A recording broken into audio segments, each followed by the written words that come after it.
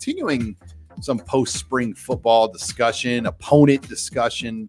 I mentioned Colorado. We now know Deion Sanders will play his first game on big noon kickoff on Fox against TCU on the road. So that's a Big 12 inventory game. What we don't know is the kickoff time for the Nebraska game in Boulder, which is a Pac-12 property. And if you've been following college football, and we'll get to this later in the discussion, there's a lot going on with Pac-12 and their media rights and in the future of that league going forward. So hopefully we'll know in the coming days the early kickoff times. We're starting to learn some of them already around college football. And it's kind of cool, guys, to see CBS and NBC putting these Big Ten games on now. So like they're a part of the lineup. No more ABC, ESPN on the Big Ten at all. Man, that's a big adjustment. Yeah. It is. So ESPNs are out of it. And that will be an adjustment for a lot of people. Okay. It was 11 a.m. ESPN 2 games. Right.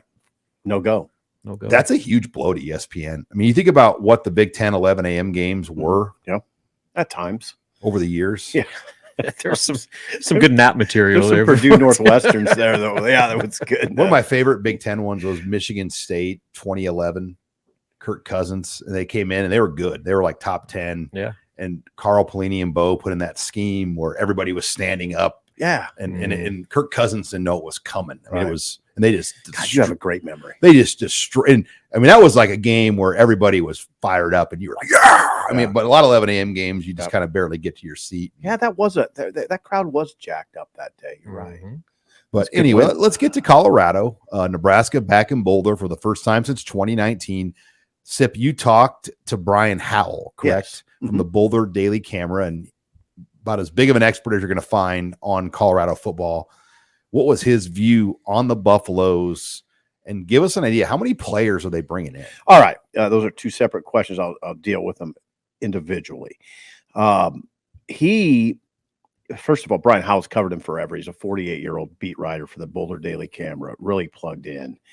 Now, he says the situation there isn't dire. It was fascinating talking to him for almost an hour and hearing this outlook on Colorado that is much different than I thought. I thought, oh God, it's a freak show. How's he going to make this work? Well, this is what Howell said, Brian Howell, in terms of, for these previews, we do a win-loss expectation for the team in 2023. He said, I think the ceiling, this is Brian Howell, I think the ceiling for this team is a bowl game. 6 to 7 wins is the ceiling. If they're anything better than that, I'd be a little surprised. If they were worse than 4-8, I'd also be a little surprised. Well, does that sound familiar to you guys? That sounds like Nebraska, right? Mm-hmm. Might be a pretty good game, September 9th in Boulder. I just don't know how you can say that, though, because you're talking 50 new scholarship players. Is that about right? Yeah, here's what he said. Okay, so the second part of your question, I asked him just how massive is this roster overhaul? And he said between freshmen and transfers, okay, scholarship players, between freshmen and transfers, there's going to be at least 50 guys out of the 85 scholarship players who will go through their first initial practice as buffs in August. That's crazy. 50. Crazy. So, Sean, I get where you're coming from. They're bringing in at least 30 to 40 transfers this off season, which, by the way, according to Howe, is fine with Colorado fans. Mm-hmm. He said the fans are loving it. He said this team was so bad last year. It hasn't been relevant much in recent years. Everybody's excited because the last 2 years have been brutal. To put that in perspective, they lost games last year by an average of 29 points a game. That's by far the worst in the country. The next Power 5 team was Rutgers, 18. So, I mean, come on. So you can see why inside that bubble, they look at it like, okay, bring it on. It can only get better. Right. The mentality. So, like, long term, I get that. But as far as, like, what it means for the matchup versus Nebraska, that's a lot to try to build around starting in August with 50 players having their very first practice as Colorado Buffaloes together. Oh, God, yeah. In order to get ready to go play TCU and then host Nebraska, which they're going through their transition, but they're in a lot more solid footing than Colorado is right now. So, year one, I don't know. Just to put the floor at 4-8, I don't know, man. It's going to be, I don't know. you know, that day, as you guys know, it'll be jam-packed. Mhm. That place will be jam-packed. With Nebraska fans too. Right. Yeah. Howell thought a third, you know, kind of like you'd expect. So I saw that's the most expensive ticket in the nation right now. it is going to be wild. Yeah. That'll be wild. It's like $500 or Now, $600 for tickets. So where are they good? I mean, it was fascinating talking to Howell. He said, well, first of all, Shedeur Sanders is a pretty good quarterback and maybe a very good quarterback. He was very good. Shedeur Sanders was very good at Jackson State. Completed 70% of his passes last year, 3,752 yards, 40 touchdowns, only 6 picks.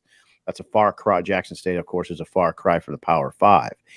But where they feel they're strong is a Sanders and wide receiver. They have the top 2 receivers from South Florida's roster last year, the leading 2 receivers, Jimmy Horn being the one they're really excited about. He can fly. And then there's a lot of intrigue with Travis Hunter, who is a corner, 5-star recruit in high school, but he's also playing receiver.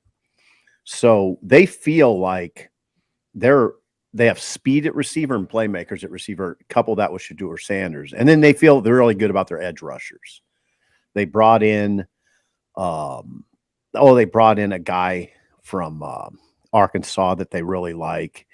They just feel like that group. Who else do they have? 1 second. Oh, maybe I don't have it. Oh, yes, I do. Here it is. Jordan Dominic's the kid from Arkansas who had 7.5 sacks at Arkansas last year. And then they bring in Derek McClendon, who was a 12-game starter for Florida State last year. So they like that part. Seems to me, if you're in Nebraska, this is a game where you just power. You run the ball right at them. Because all these things you're talking about, they're perimeter. Agree. They're skill. How's Nebraska going to win that game? Trenches. Strength and conditioning, too. Yeah. They're going to have I don't care what you say. There is no way they're going to have that team ready from a strength and conditioning standpoint if you push them to 4 quarters. Nope. Deion's going to play that. You saying that? I hope so. I just made they put a big meme of his face with that. And it's quote no underneath. knock on their talent. They're bringing in guys. I get it. Yeah. But just to get new guys already physically Right. fed properly, Nutrition, right. adjusted to the altitude. Yeah. Oh, Sean, I totally. I mean, understand. everyone remembers the first time they go to Colorado and how out of breath you are. You can't take a deep enough breath. Right. That's how I would describe it. Yeah. So no, I get it where you're coming from. It's so, yeah, maybe how like we do is drinking the Kool-Aid a little bit. Probably hard not to if you're in that bubble Environment. I mean, you got the national spotlight on you. Everything is, just love and praise and all that stuff. But I don't know, man. That's quite the undertaking to try to have a team go to a bowl game with that much roster. Let's see what TCU turnover. does to them the week before. Yeah, I know. that one could get ugly. Well, maybe. I mean, Brian Howell is a very veteran reporter.